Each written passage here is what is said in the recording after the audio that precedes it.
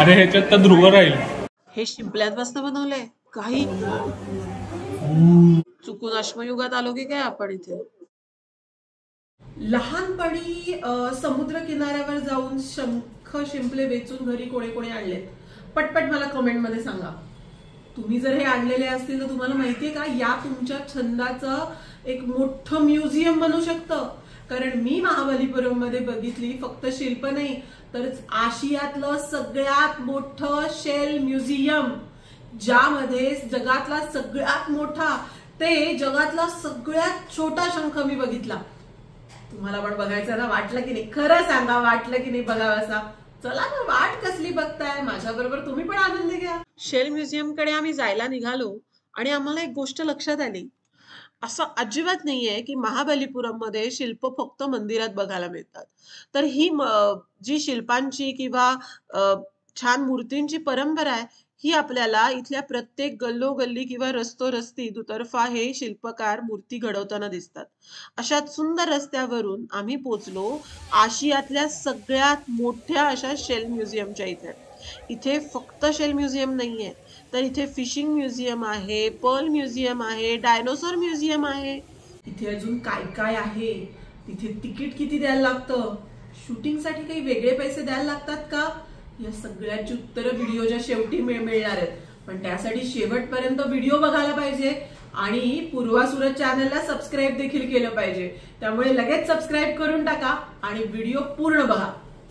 इथे आपल्याला ना वेगवेगळ्या दालनाचे वेगवेगळी तिकीट अवेलेबल आहेत किंवा एकत्र असं सुद्धा एक तिकीट मिळतं.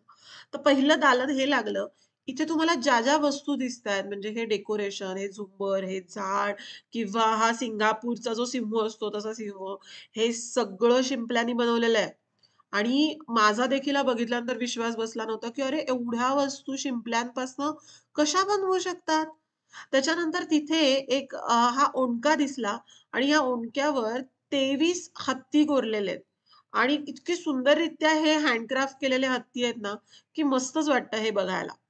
पुढचं दालन होतं, हे होतं फिशिंग म्युझियम.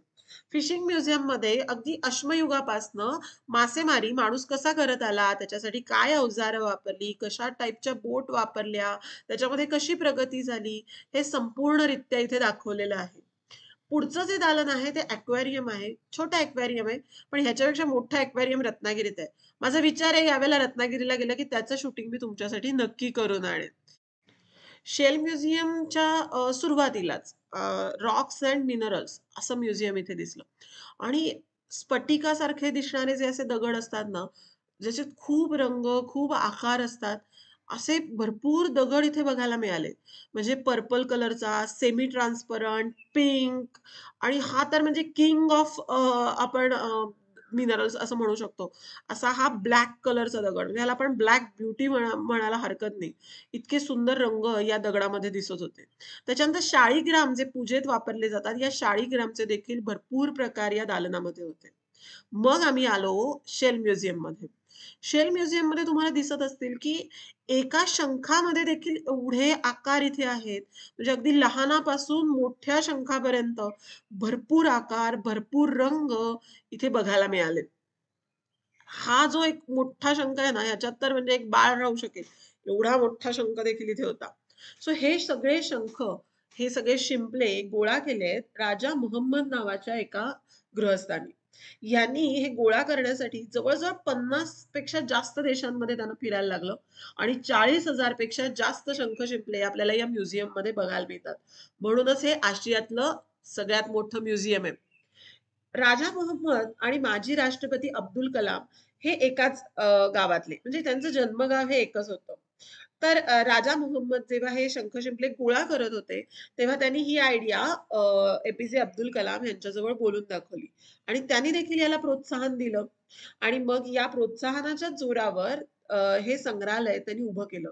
हे उभं करण्यासाठी काही मदत त्यांनी त्यांच्या मामाकडून घेतली आणि काही आपली गावाकडची जमीन देखील विकली. एवढे अथक प्रयत्नांनी त्यांनी हे म्युझियम उभं केलंय आणि इतके सुंदर शंख शिंपले इथे ठेवलेत. हा जो तुम्हाला आता मी शंख दाखवणार आहे, हा आहे जगातला सगळ्यात छोटा शंख. हा इतका छोटा आहे, हा किती छोटा आहे कळण्यासाठी मी तिथे बोट ठेवलाय.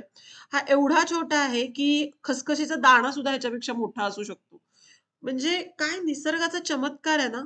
असेच वेगवेगळे शंख शिंपले त्याचा आनंद घेत होतो. काही ठिकाणी त्यांनी शंख शिंपल्यांची माहिती देखील दिलेली आहे.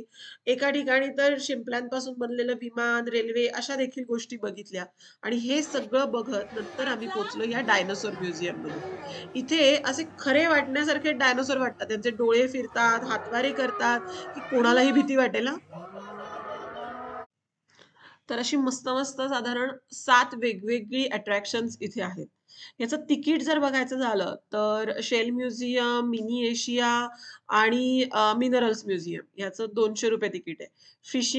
फिश आणि पर्ल म्युझियम ह्याचं ₹200 तिकीट आहे. डायनासॉर म्युझियम आणि 3D ट्रिकी आर्ट ह्याचं ₹300 तिकीट आहे. पण जर सातीच्या साती एकत्र तुम्ही घेतलीत, तर तुम्हाला ₹400त मिळतात. तुमच्याबरोबर जर कॅमेरा असेल, तर एक्स्ट्रा ₹100 वापरायला लागतात. मोबाईलवर शूटिंग करणार असाल तर कुठलेही चार्जेस नाहीयेत. महाबलीपुरम मधले हे सगळे व्हिडिओ बघताना तुम्हाला थोडंसं तरी कुठेतरी मनात वाटलं असेल ना की आपण पण महाबलीपुरमला जावं. पण त्याच बरोबरीने अनेक प्रश्न पण पडले असतील की अरे किती बरं खर्च येईल, कसं जायचं, आम्ही पुण्यात नाही राहत, आम्ही कसं जायचं. या सगळ्या प्रश्नांची उत्तरं द्यायला मी आणि सूरज तयार आहोत. पण तुम्हाला ती हवी आहेत का हे कमेंटमध्ये मला कमेंट बॉक्समध्ये कमेंट करून मला सांगा. म्हणजे महाबलीपुरमला कसं जायचं हा सगळा ट्रिप प्लॅन मी पुढच्या व्हिडिओमध्ये तुमच्यासाठी घेऊन येईन फ्री फ्री फ्री. तर अशी होती ही पूर्ण गोष्ट महाबलीपुरमची.